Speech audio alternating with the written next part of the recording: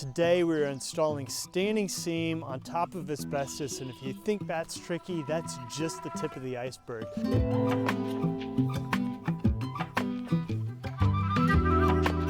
We had a massive hailstorm blow through and destroyed everything pretty much up and down this road for a couple miles, including the church.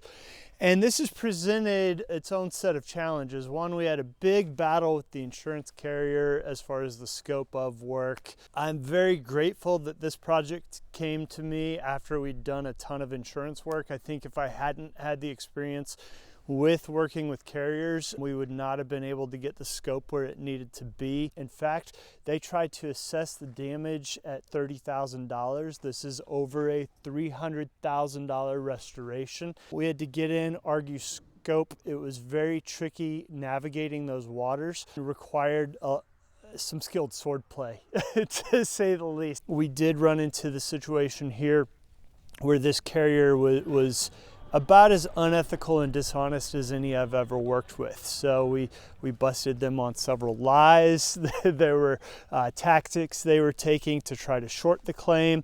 As we navigated the scope, I spent hours, and I lost count of how many times I'd go through all the line items and they would sneakily change the quantities. And I don't think they were used to working with a contractor as detail-oriented as Locke and Ladder is. I think they definitely were surprised, and the church is definitely pretty pumped that they selected us because we were able to get them hundreds of thousands of dollars they would not have otherwise received. To further complicate the installation, the church was on an ACV policy. They didn't realize, but what ACV means, actual cash value, where depreciation doesn't get paid.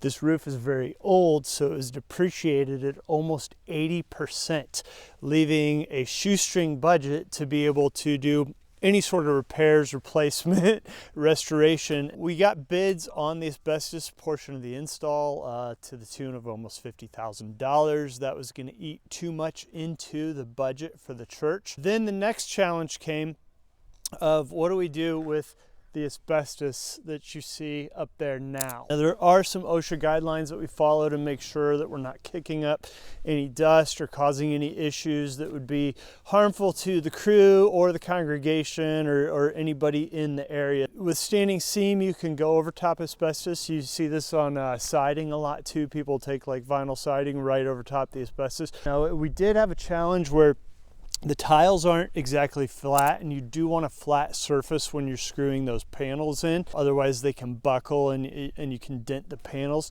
So what we did was we went in with a high temperature underlayment ice and water shield, and we just did the whole roof surface that way. And then we took single bubble over top of that. And the single bubble, we didn't really use it as a moisture barrier. That was more to give us a nice flat surface with a little bit of give while we were screwing the panels in. And so I got to thinking, how do we solve this? What can we do? What if we don't disturb it? And we thought, you know, we could go right over top of standing seam. Now, you can't do that with asphalt. You would shorten the life of the roof and void the warranty, but going over top with metal was a really good solution. And then that is a roof system that is going to last 80 plus years. I told the trustees, I said, your grandkids most likely will never have to do any repairs or maintenance on this roof. One of the cool things that's happening too is we're going up with the burnished slate color on here. This was an older standing seam roof that will go burnished slate, and then we're gonna do all burnished slate gutters. So the overall look of this roof is gonna be a lot more ubiquitous. It solves the problem on the restoration and gives this church a true lifetime lasting solution to the issue here. Ended up being a really good solution. The church was excited about it. We ended up donating a little bit of time and material, and we're able to pull this restoration off on the budget they had to work with.